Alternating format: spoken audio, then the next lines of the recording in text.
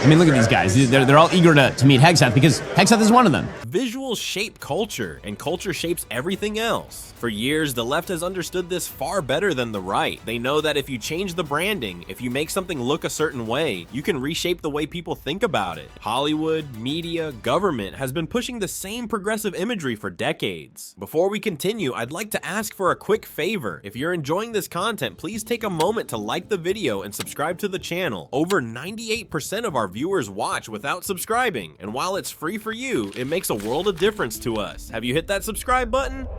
Awesome. Thank you so much for your support. Now, let's get back to the video. When I was a mere child, the Defense Department was all about the idea that America was winning wars, a battle machine made up of strong, particularly men, who are going to go into difficult places and do things that no one wanted to see them do in order to keep America safe. That was always the image of the military. And the movies and TV shows that many of us grew up on were rooted in that image of the United States military.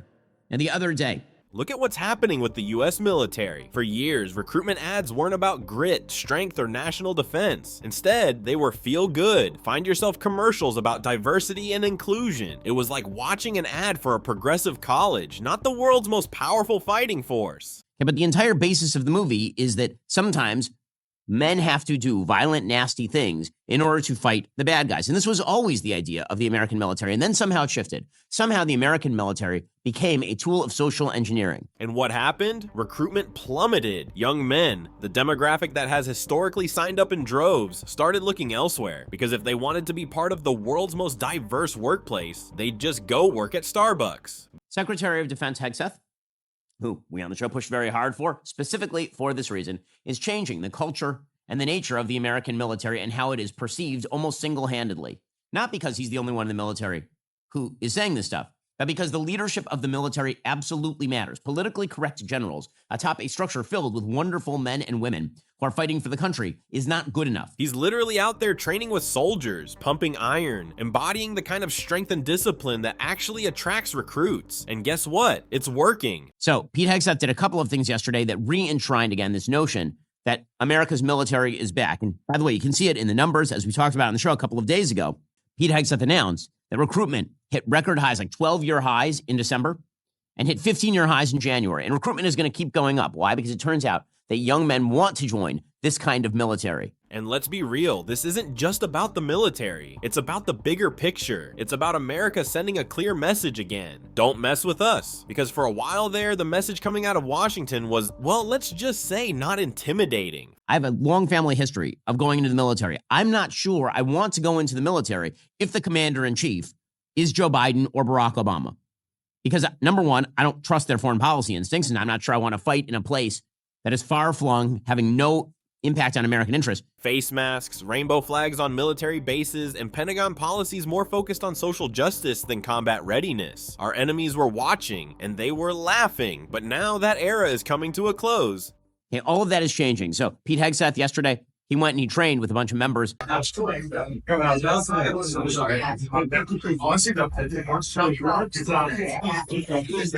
mean, look at these guys. They're all eager to meet Hegseth because Hegseth is one of them. Right? Hegseth served in the exact same kind of combat roles that they did. Just look at some of the moves being made. One of Hegseth's biggest moves? Freezing all gender-affirming medical procedures for active duty service members. Human Rights Campaign and Lambda Legal then filed a federal lawsuit. The lawsuit says, quote, by categorically excluding transgender people, the 2025 military ban and related federal policy and directives violate the equal protection and due process guarantees of the Fifth Amendment and the free speech guarantee of the First Amendment. They lack any legitimate or rational justification. Well, actually, there's a pretty easy legitimate or rational justification. If you join the military and demand hundreds of thousands of dollars in services to cut off your, it seems that might be an inhibiting factor in your military service. The military is about readiness, not personal identity experiments. And this isn't some radical concept. If you're clinically depressed, obese, or have a serious medical condition, you already can't join the military. The entire point is to be in peak physical and mental condition. So why should a soldier undergoing hormone therapy and surgeries, procedures that literally weaken your body, be an exception? Of course, the left lost their minds over this. Lawsuits were immediately filed, with with groups arguing this violates the Fifth and First Amendments. But let's think about this rationally, since when did the Constitution guarantee taxpayer-funded medical procedures for soldiers? If that's the standard, where's the lawsuit demanding free LASIK and back surgery for every service member? And it's not just policy shifts, it's symbols too. Hegseth just changed Fort Liberty back to Fort Bragg. That was only one of two things that Hegseth did yesterday. He also renamed Fort Liberty to Fort Roland L. Bragg. So he is renaming Fort Bragg back from Fort Liberty back to Fort Bragg. But there's a twist, and this is really smart.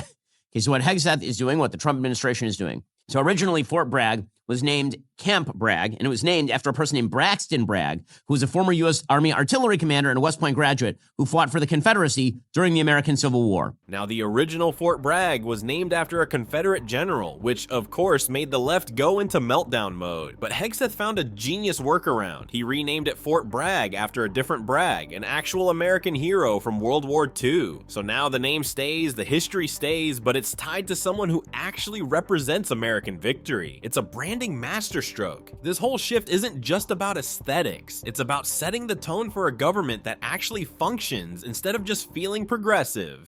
So according to the Defense Department, while flying aboard a C-17 from Joint Base Andrews to Stuttgart on February 10, 2025, Secretary of Defense Pete Hegseth signed a memorandum renaming Fort Liberty in North Carolina to Fort Roland L. Bragg. The new name pays tribute to Private First Class Roland L. Bragg, a World War II hero who earned the Silver Star and Purple Heart for his exceptional courage during the Battle of the Bulge.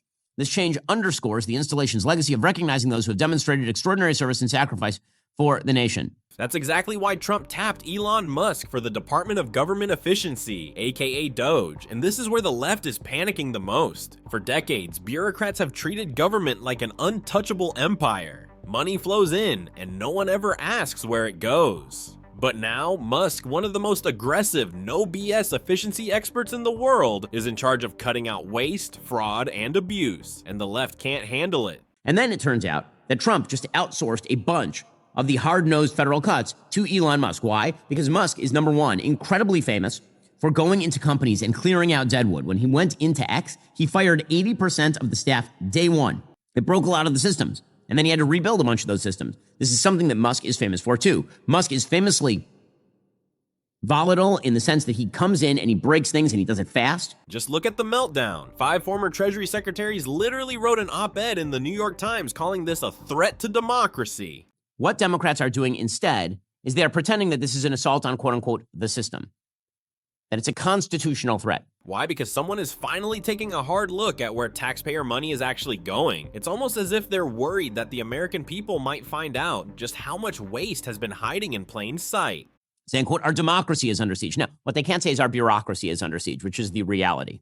Our bureaucracy is under siege, and it should be. Look at how Trump is handling the Israel situation. Hamas is stalling, refusing to release hostages. So what does Trump say? All hostages by noon on Saturday, or all hell breaks loose. Simple, direct, no weakness. So what's the takeaway from all this? Image matters, symbols matter, and for the first time in years, the right is actually winning the culture war. The military is looking like a military again. Are these moves just symbolic, or are they actually making a real impact? Let me know in the comments. And hey, if you like this kind of content, breaking down the truth behind the headlines, make sure to like and subscribe. More to come.